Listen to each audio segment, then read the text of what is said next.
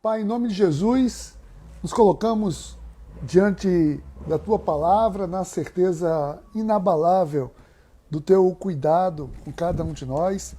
Ministra, Senhor, aos nossos corações, hoje, de uma maneira especial aqui, trazendo entendimento de tudo isso, Pai, dessa história, para que a gente, conhecendo a nossa história, possamos honrar, Pai, possamos também nos alimentar de tudo isso, para que não estejamos repetindo erros. Para isso que nos serve a história, mas também, Pai, para mostrar que nós não surgimos de um nada, né? Tem uma ação poderosa Tua desde os primórdios. Nós te agradecemos por tudo, Pai. Em nome de Jesus, amém. Amém. Gente, olha só, vamos lá então. Vamos seguir aqui, que tem muita coisa para a gente ver hoje. Você nem está para ver tudo, né? Porque a gente falar de ver o epílogo de Atos, o epílogo de Atos, ele começa ali mais ou menos no ano 60 depois de Cristo. Atos termina no ano 60 depois de Cristo e até os dias de hoje, né? Obviamente a gente não vai ver tudo isso até os dias de hoje. Essa história toda é muita história, né? É muita história que nós temos aí, mas só trazendo, né, a gente pode observar aqui o livro de Atos, né, trazendo um resumão aqui, assim, uma passagem, um overview no livro de Atos. A gente vê no livro de Atos, logo após a ressurreição de Jesus, Jesus então aparece ali aos seus discípulos e diz a eles: olha, permaneçam em Jerusalém até que vocês sejam cheios do Espírito Santo. Né, vocês permaneçam em Jerusalém. E ali eles ficaram, no capítulo 1 ainda, tivemos a narrativa da escolha do sucessor de Judas, né, que foi Matias, e ali, né, passa o capítulo 1, capítulo 2, então, é que vem o grande derramar do Espírito Santo no Pentecostes, na festa de Pentecostes. Deus derrama o Espírito Santo, né, sobre todos os discípulos que estavam ali reunidos, e eles saem poderosamente. Olha, os discípulos, eles, né, seguiram, os apóstolos seguiram com Jesus o tempo todo. Depois da morte de Jesus, eles ficaram meio desnorteados, mas a ressurreição de Jesus trouxe um novo ânimo para eles, e ser cheio do Espírito Santo, então, né, essa plenitude do Espírito Santo deu a eles poder, autoridade, ousadia. Tá? Então, isso é uma grande lição do livro de Atos. O povo foi revestido de poder. Agora, poder para quê? Qual é o poder? Para que veio esse poder? Olha, o poder que foi dado não foi para que ninguém fosse melhor do que ninguém. O poder do Espírito Santo foi dado para que os discípulos pudessem, a qualquer custo, mesmo com perseguição, com morte, pudessem seguir, né, e anunciar o Evangelho. Então, esse é o grande lance do poder do Espírito Santo. A gente vê tanta gente aí, né, se apropriando do poder do Espírito Santo para ter status, para ter, enfim, né, assim, ter autoridade. Mas não. O poder do Espírito Santo nos foi dado para que a palavra pudesse ser proclamada. Né? Então, e ali, depois, no livro de Atos, nós temos diversas histórias, né, que, principalmente no início, Pedro assume ali a grande liderança, Pedro assume o protagonismo no livro de Atos. É muito bacana a gente ver, depois do capítulo 3º, né, a partir do capítulo 3º já, Pedro, quando está andando ali, né, e ele cura um aleijado, enfim, Pedro cheio de poder, Pedro que era uma pessoa cheia de intrepidez. Então, a gente vê no começo do livro de Atos a evidência total de Pedro. Do capítulo ali 3 até o capítulo 12, mais ou menos, o que a gente viu, Pedro assume total protagonismo. Tá? Então, é muito bacana ver ali o protagonismo. Depois do capítulo 13 em diante, a gente vê que muda esse protagonismo, e aí Paulo é que fica em evidência. Então a gente tem ali o livro de Atos até o capítulo 12, aproximadamente, com Pedro em total evidência.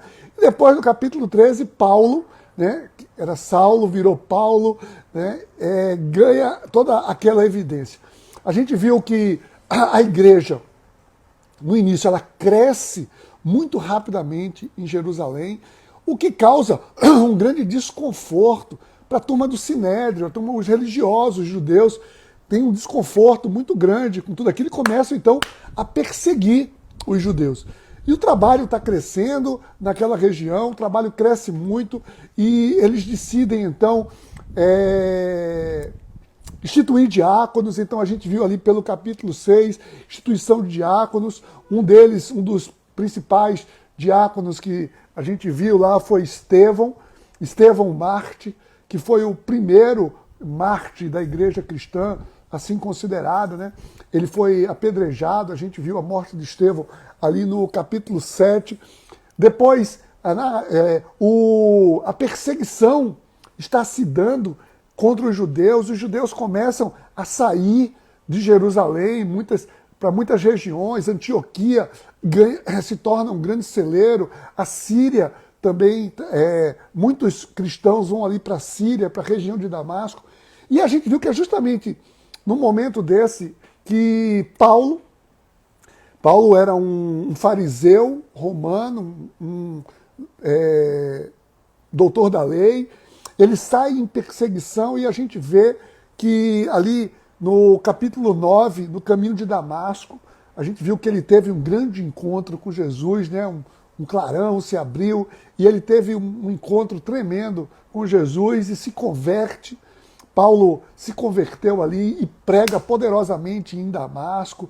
E depois Deus chama Paulo para ser apóstolo entre os gentios.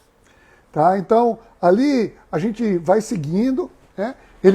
Paulo ainda está sendo acompanhado pelos discípulos. Pedro continua ali ainda no capítulo 10, Pedro em evidência. Pedro é chamado para ir até Cesareia, na casa ali, né? Pedro, na casa de Cornélio, Pedro é chamado para ir lá. E Pedro tinha um preconceito muito grande com os gentios, que para ele tinha que pregar para os judeus. Né? Inicialmente ele entendia o seguinte: não, isso aqui é a continuação. O Cristo veio para os judeus. Esse era o pensamento de Pedro. Tá? Então Pedro está ali pregando e foi esse convite, ele tem uma visão e Jesus chega para Pedro e diz: não considere imundo aquilo que o Senhor santificou. E Pedro chega na casa de Cornélio, que era um centurião, e Cornélio era um romano, mas era um simpatizante já de Deus, né, do Deus dos judeus. E ali Pedro prega e todo mundo se converte e ele entende que o evangelho é para todas as pessoas. Tá? Então, Pedro tem aquele, né, um despertar muito grande, e aí ele volta para Jerusalém, e é quando Paulo começa, a evidência entra para Paulo. Paulo ele está em Antioquia, ele é mandado em viagem, ele vai viajar. Paulo vai inicialmente com Barnabé, faz ali a primeira viagem, toda a parte da Ásia Menor, né, até a Macedônia, que é o sul da Europa. Paulo faz viagens e prega muito ali, e desde Antioquia, mas também chegando na Macedônia, passando por Éfeso, Corinto, tudo aquilo, toda aquela região, a Grécia, ali Atenas. Paulo prega poderosamente e em todos esses lugares sofre muita perseguição. Aliás, quando da conversão de Paulo, a gente viu lá no capítulo 9, a gente viu que Deus disse: olha, muitas dores esperam por Paulo. Né? E Paulo, ele foi realmente muito perseguido, até o momento em que ele decide, então, ele volta para Jerusalém. A gente viu isso ali recentemente, por volta do capítulo 20, 21, Paulo volta para Jerusalém, e quando chega em Jerusalém, ele então, né, recebido pelos discípulos, lá os apóstolos, mas os judeus querem matar Paulo. até que, quando estão quase matando Paulo em praça pública, ele é resgatado por um centurião romano, e Paulo vai lá, presta a sua defesa, o povo não topa aquilo tudo, e o comandante romano descobre que Paulo tem origem romana também, então dá um tratamento diferenciado para Paulo e leva Paulo de Jerusalém para que ele fosse lá para Cesareia, leva para o governador. Primeiro foi o governador Félix, depois Paulo ficou ali preso por 2 anos aproximadamente, depois veio Festo, e enfim, depois Paulo comparece perante o rei Herodes Agripa II também, até que Paulo apelou para Roma, para o imperador, e Paulo é enviado para Roma. Paulo é enviado para Roma, e nesse envio que Paulo vai para Roma com outros prisioneiros, sofre um naufrágio, um inverno muito rigoroso, ele sofre um naufrágio e fica ali esperando o inverno passar numa ilha de Malta. Né? Por 3 meses eles ficaram na ilha de Malta. E depois disso, eles chegam até Roma, e quando chegam em Roma, Paulo, a gente viu, o livro de Atos termina com Paulo recebendo, ali sendo bem recebido em Roma, e sendo sentenciado a uma prisão domiciliar, onde ele fica preso por cerca de 2 anos em prisão domiciliar. Bom, isso aqui é o resumão, né? Olha, quanta história a gente passou por cima aqui, né? Aqui falar em 10 minutos o livro de Atos é uma piada, né? Então, eu estou falando aqui pressupondo que a maioria esteve aqui nesses dias todos, só lembrando essas coisas, senão as pessoas leram o livro de Atos. Se você não leu o livro de Atos todo, leia o livro de Atos, é uma história fantástica, é um relato de história fantástico, tá? Então, vale a pena mergulhar no livro de Atos. Mas o livro de Atos termina, e quando termina o livro de Atos, termina simplesmente dizendo isso, né? E a gente fica sem saber. O que aconteceu com os discípulos? Olha, relato bíblico não existe depois do livro de Atos histórico. Né? Nós temos alguns indícios ali nas cartas, as cartas foram escritas naquele período, as principais cartas, né, foram escritas naquele período e alguns anos depois. Tem as 4 epístolas, que é chamado Epístolas da Prisão, de quando Paulo escreveu quando estava preso em Roma. Tá? Então, algumas epístolas foram escritas ali depois, mas como relato histórico do acontecido, vai até aqui o livro de Atos. Mas muita gente escreveu, muitos historiadores, tem muito relato histórico de tudo o que aconteceu. Então existe um certo consenso, e eu fui pesquisar aqui, e só para falar para vocês, eu tenho aqui anotado, né, o que aconteceu com cada um dos discípulos. Vamos só falar aqui, né, quando terminou o filme, aí aparece assim, né, e fulano de tal, aconteceu isso, casou, foi não sei para onde, pá, aquele negócio todo. Então, Mateus, ele, né, a história diz que ele foi para a região da Pérsia e toda a Etiópia. Então, praticamente todos os judeus, eles morreram martirizados em uma grande perseguição, porque o Império Romano depois foi implacável, perseguindo todos os cristãos. Então, Mateus, o relato histórico é que ele foi ferido à espada e morreu lá na região da Etiópia. Mas tudo ali, eles semearam, né? Muita semente. Tomé ele tinha partido para o sul. Tomé foi para a Índia, né? E acredita-se que, né, alguns relatos históricos dizem que Tomé ele foi morto a flechadas quando estava de joelhos em oração, lá na Índia. Então ele teria sido morto a flechada. Aí temos 2 Tiagos. Tiago maior, que era o pescador, que se tornou ali apóstolo, ele é o relato mais histórico, digamos assim, da sua morte. A gente viu em Atos capítulo 12, naquela vez que Pedro foi preso junto com Tiago foi decapitado, né? A espada, morreu a espada, passou a espada, ele foi decapitado, está no capítulo 12. Logo no comecinho do capítulo 12 de Atos, a gente vê lá a morte de Tiago. Tem um outro Tiago, Tiago Menor, chamado Tiago Menor. Esse Tiago, ele teria sido crucificado no Egito. Ele teria ido para o Egito e lá no Egito também perseguido por volta ali do ano 62 depois de Cristo, foi a morte de Tiago. Foi aproximadamente nessa época. Tiago, ele, né, com aquela perseguição, os apóstolos eles se separaram, cada um foi para uma região ali porque em Jerusalém não dava muito, a partir dos anos 60, 50, 60, não dava mais para permanecer em Jerusalém.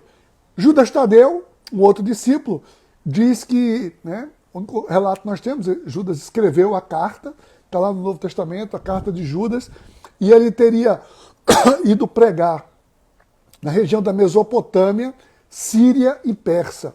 E ele foi assassinado na Pérsia. Esse é um relato que se tem da morte de Judas Tadeu. André, outro, o irmão de Pedro, que também era pescador, diz que André ele teria ido para a Grécia, ele teria migrado para a região da Grécia também, teria sido lá também perseguido e foi crucificado na Grécia.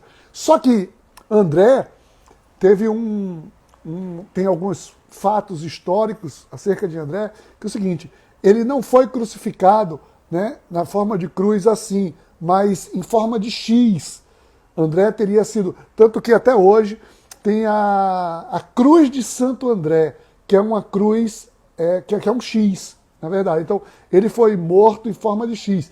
E os seus restos mortais teriam sido levados num navio, né, teria sido levado da Grécia, tinha sido levado para a região da Europa, para a Escócia. Tanto que lá na Escócia tem uma ilha chamada Ilha de Santo André, e lá ele teria sido sepultado, os restos mortais dele, e tanto que até a bandeira da Escócia, ela é azul com um X branco, que é justamente a Cruz de Santo André. Então ficou conhecido como a Cruz de Santo André, né, em alusão à morte de André, que teria sido crucificado em forma de cruz. João, outro discípulo também, ele foi, né, é o único que cogita-se que ele era o mais novo de todos ali entre os discípulos. Acredita-se que João tinha cerca de 20 anos quando Jesus foi crucificado, né? Então, tanto que ali Jesus tinha um apego grande a João, quase que paternal com João, por ele ser um dos caçulas, e tanto que Jesus na crucificação diz: ó, João, está aí a sua mãe, dando ênfase a Maria, dizendo: Maria, aí teu filho, como ele ali não estivesse só, e Maria já idosa também, ele como sendo mais novo, ele poderia cuidar mais de Maria. Então João tem isso.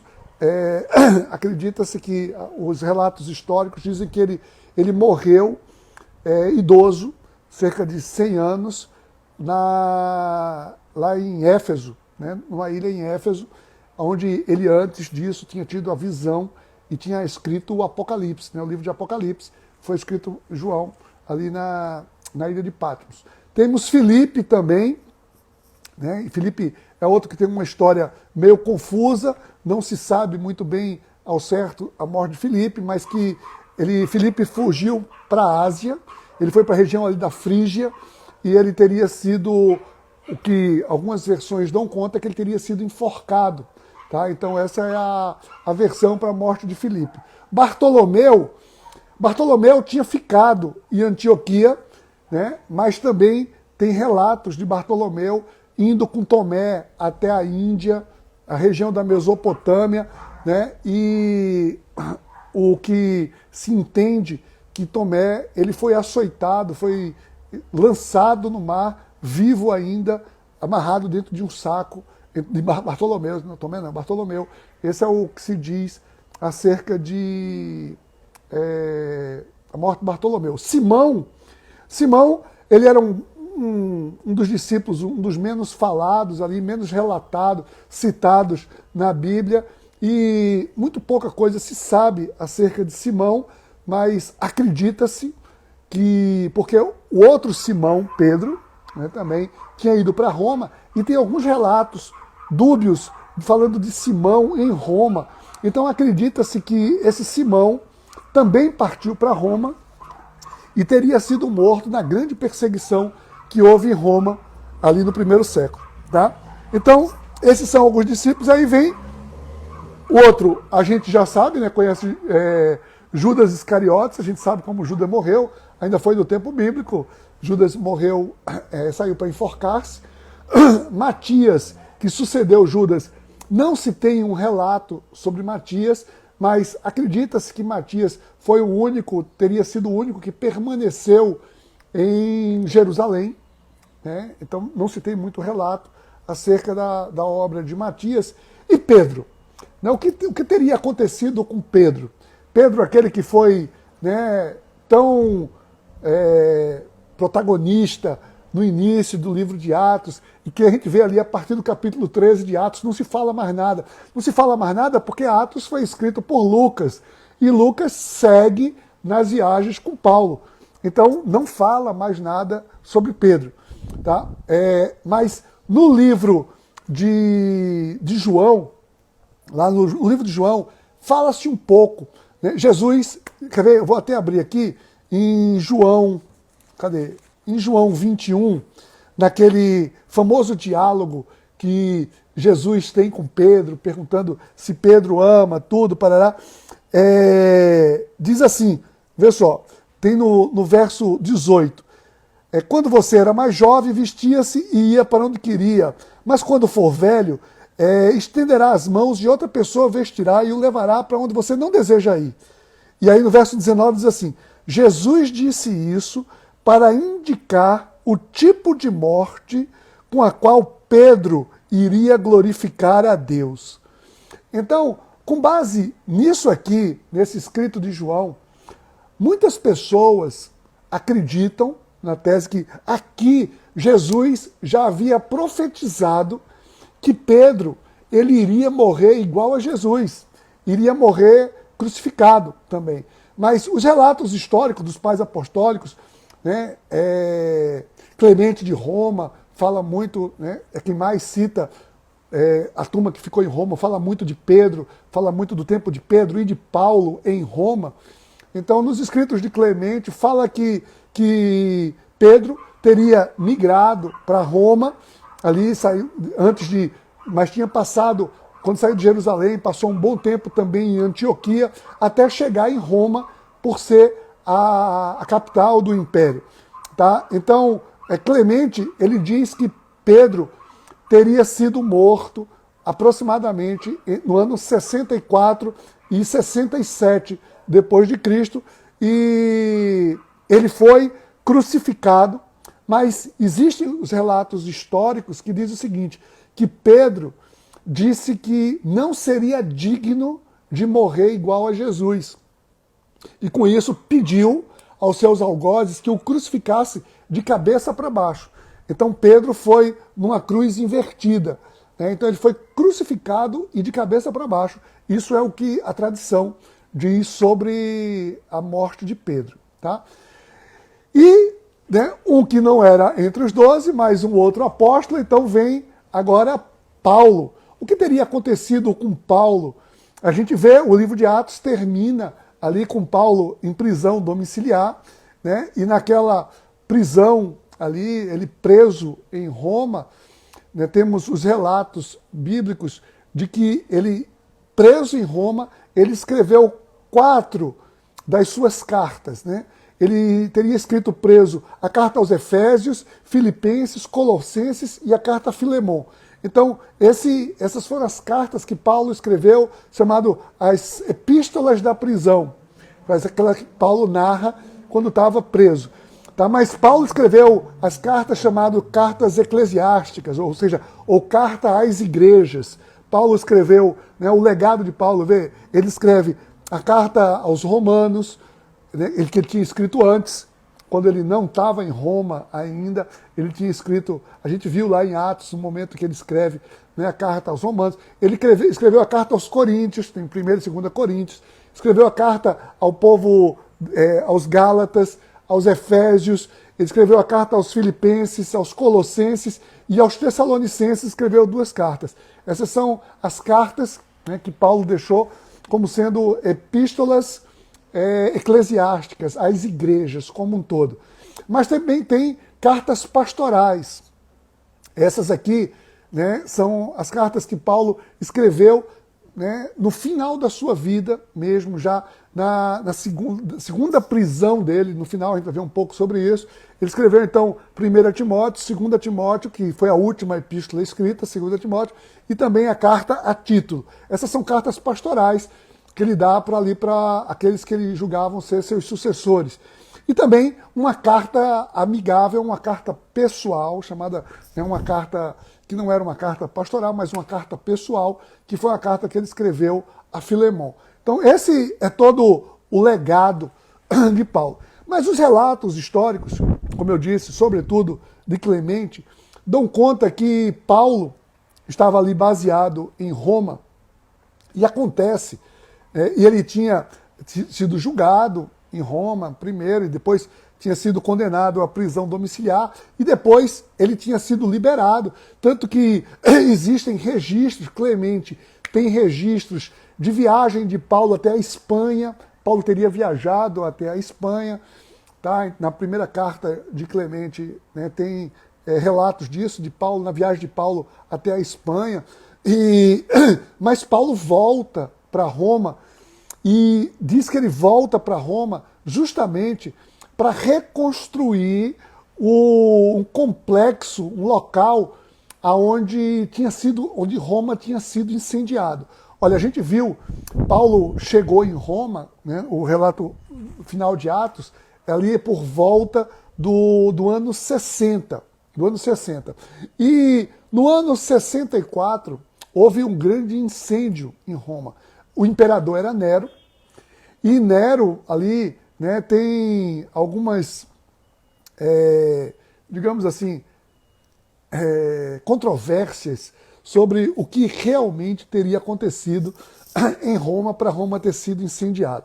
Tá? Então, uma das teses é que Nero queria, ele tinha incendiado porque o pessoal não tinha permitido a desapropriação de uma área para que ele fizesse a expansão do seu palácio. Lá, ou seja, os governadores, a turma lá não topou muito, e ele teria incendiado para desapropriar a área.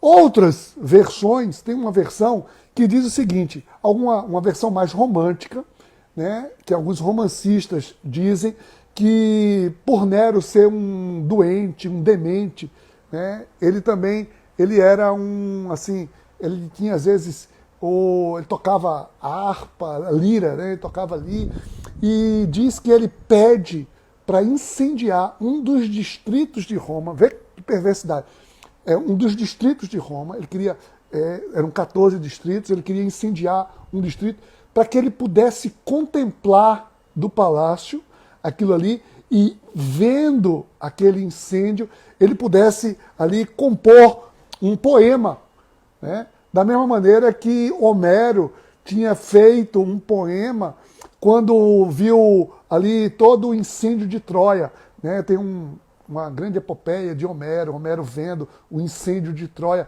Então, Nero queria fazer algo semelhante. Só que o incêndio fugiu ao seu controle, e a Roma antiga, dos 14 distritos, ali, as 14 zonas de Roma, 10 foram incendiadas. Foi um incêndio de fortes proporções. A maioria das residências eram feitas de madeira, e um vento muito forte e devastou praticamente Roma. Tá? Então, só que com isso, o que aconteceu? Com isso, Nero precisava de um culpado. Ou seja, quem incendiou Roma? Roma, a capital do grande império romano. E Nero, então, cria a tese, isso são os historiadores que dizem, que Nero cria a tese de acusar os cristãos. E aí, ou seja, já tinham muitos cristãos, ali em Roma tinham muitos cristãos, né? Discípulos de Paulo, discípulos de Pedro, muitos cristãos já em Roma, e Nero exerce uma forte perseguição aos cristãos. Muitos dos cristãos foram cruelmente lançados lá no Coliseu, foram dados aos leões, né, foram comidos pelos leões, famílias com criança, tudo era jogado e eram devorados pelos leões. Outros cristãos, alguns relatos históricos dizem isso também, teriam sido presos a postes, diversos postes no jardim do palácio, e acesos como tocha humana. Foram queimados, foram tochas, foram colocados em postes e queimados como tochas. Tá? Então, esses são alguns relatos que tem ali. E Clemente diz que por volta, isso foi no ano 64, o ano 64 foi o incêndio, mas de 64 até 67 foi uma grande perseguição e uma matança generalizada de cristãos. E foi nessa época, né, que diz que Paulo volta a Roma para reconstruir, ali para, né, reedificar o local onde ele morava, mas porque toda a sua comunidade tinha sido dizimada pelo imperador Nero. Só que, nesse tempo, Paulo começa, ali volta a fazer o seu trabalho e cristianizar, né, evangelizar muita gente, né, e por volta do ano 67, ele é preso novamente. Paulo é preso como sendo um dos principais líderes dessa seita cristã. Só que, né, Paulo, ele tem um atenuante. Paulo era um cidadão romano. Então, como cidadão romano, ele não podia ser morto de qualquer maneira. Né? Ele não poderia ser morto. Ele teria que ser julgado. Então, tem algumas relatos, inclusive bíblico, né, que Paulo, que a gente vê nas suas cartas, a gente vê ali uma combinação nas suas cartas de que ele tinha sido julgado. Tá? Então, esses dois últimos julgamentos de Paulo, ele relata na carta a Timóteo e na carta a Tito. Vê, então Paulo, como era um cidadão romano, vê só, ele diz, inclusive em 2 Timóteo, eu vou até abrir aqui, deixa eu ver aqui, em 2 Timóteo, no capítulo 4, Paulo relata algo que Clemente também relata, diz que ele foi julgado 2 vezes pelos tribunais romanos, depois, lá nessa época aqui. E olha só, no verso 16, ele diz assim, 2 Timóteo 4,16, na minha primeira defesa, ninguém apareceu para me apoiar. Todos me abandonaram. Que isso não lhe seja cobrado. Paulo está dizendo, tudo bem, eu não estou cobrando ninguém não. Mas o Senhor permaneceu ao meu lado e me deu forças para que, por mim, a mensagem fosse plenamente proclamada a todos os gentios e a ouvissem. Tá vendo? Então Paulo diz, na primeira vez a turma me abandonou, mas Deus estava comigo e eu continuei pregando. Né? Então Paulo diz aqui que ele continuou. E na prisão, ali, ele tinha sido julgado, e ele preso, ele escreve, foi quando ele escreveu a segunda epístola, né, nessa segunda prisão, né, ele escreve a carta a Timóteo, e também ele tinha escrito a carta a Tito, e ele justamente aqui, ele começa a dizer que está chegando a hora dele. Ele já tinha identificado que estava chegando a hora dele. Tá? Então, que é a segunda vez que ele vai no tribunal, que olha só, é quando ele diz, aqui mesmo em Timóteo 4, no verso 6, ele diz assim: eu já estou sendo derramado como uma oferta de bebida. Está próximo o tempo da minha partida. Combati o bom combate, terminei a corrida, guardei a fé. Agora me está reservada a coroa da justiça, que o Senhor, justo juiz, me dará naquele dia, e não somente a mim, mas também a todos que me amam. Ou seja, Paulo aqui já está dizendo, olha, eu sei que aqui chegou a minha hora. Depois é quando ele diz, no meu primeiro julgamento, ninguém foi, mas Deus estava comigo, eu continuei ainda pregando. Mas agora não. Agora chegou a minha hora.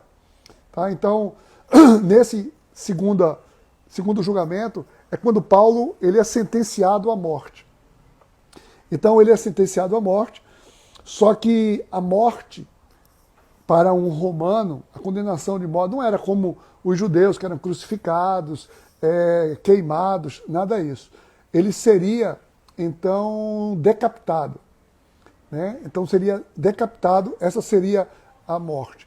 E os relatos dizem que ele foi levado para fora da cidade de Roma, né? no caminho para a cidade de Ostia, no caminho de Ostia, onde existe hoje, inclusive, uma igreja chamada Basílica de São Paulo fora dos muros.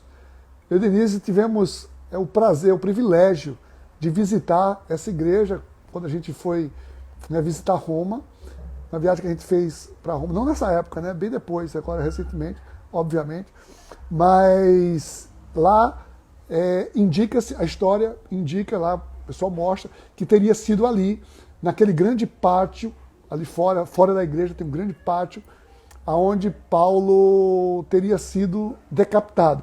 Tá? Então, essa é a opinião mais comum que acontece, né, foi da morte de Paulo pelos relatos históricos. Existe uma tese de que Pedro teria sido morto nessa mesma época de Paulo, por volta do ano 67, mas só que não fora.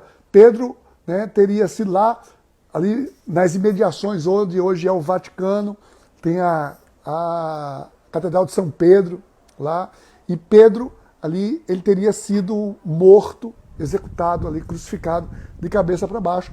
Então, há quem diga que Pedro foi preso imediatamente, foi morto imediatamente após o grande incêndio ali, né, em 64, mas há quem diga que Pedro teria sido morto exatamente no mesmo ano, na mesma época em que Paulo. Tá? Então, esse é o panorama do que aconteceu com os discípulos. Muitos escritos, existem muitos escritos, né, que trazem a história até a gente, a história pós-apostólica, chamada assim pós-apostólica, que a gente estuda em teologia, que são escritos, cartas dos pais apostólicos, né, chamados pais pós-apostólicos, pais da igreja. Né. O período depois dos apóstolos, levantam-se grandes lideranças, né, como Clemente de Roma, tem Inácio de Antioquia, enfim, tem tantos outros, Policarpo de Esmirna, Irineu, tantas epístolas. Já bem depois, já no século IV, já vem lá Agostinho, né, também um dos pais apostólicos, mas tem em Alexandria, tem muitos pais apostólicos também, Atanásio, Orígenes, e tantos outros que escreveram muitas cartas apostólicas que não entraram para o cânon. Né? Então, algumas dessas cartas, porque foram período pós-apostólico, e decidiram, a igreja, quando foi formular o cânon bíblico, essas cartas, esses livros não entraram. mas são livros que servem, que serviram, é um material, né, que foi muito usado por historiadores para contar toda a história do cristianismo, né, que sucedeu a partir de então.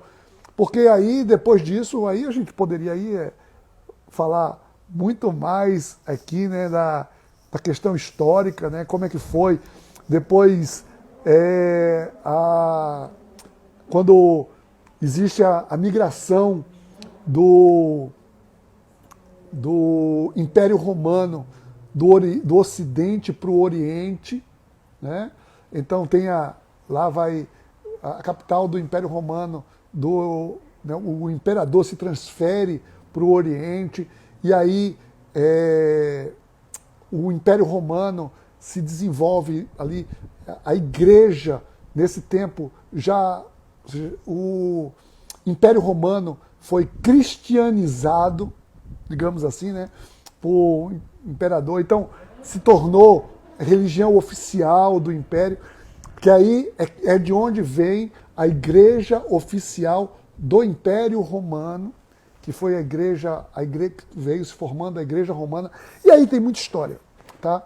Mas eu gostaria de concluir esse nosso estudo aqui dizendo o seguinte: esse relato sobretudo do livro de Atos, esse martírio, né, ele chama a cada um de nós a uma reflexão. Porque Jesus sempre chamou, né, chamou as pessoas para... Né, Jesus não chamou simplesmente para levar para o céu. Ele quer que todos estejam com ele na eternidade. Mas Jesus nos chamou para completar a sua obra aqui, que é o quê? A obra de redenção. E como é que se dá a redenção humana? A redenção vem pela graça, né? Pela graça de Jesus Cristo, ou seja, mediante o arrependimento, que a gente olhe. Então, Jesus chama a igreja, Jesus coloca a igreja. A gente costuma chamar isso do capítulo 29 de Atos. O capítulo 29 tem sido escrito ao longo desses 2000 anos pela igreja até os dias de hoje.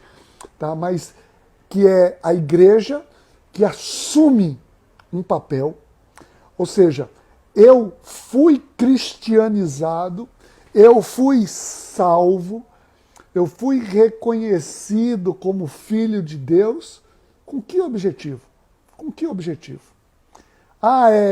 Eu ter uma vida boa? Não, não é ter uma vida boa, é ter uma vida eterna. Né? Porque o mundo continua sendo injusto. Mas Jesus nos chamou, nesse mundo, para a gente combater as injustiças desse mundo através do Evangelho. O poder do Espírito Santo nos foi dado, os dons do Espírito Santo nos foi dado, para quê? Para que a gente vá e leve o Evangelho a toda criatura. Então, esse é o grande chamado para a igreja. Né? Nesse domingo, agora, nós vamos iniciar uma série de mensagens.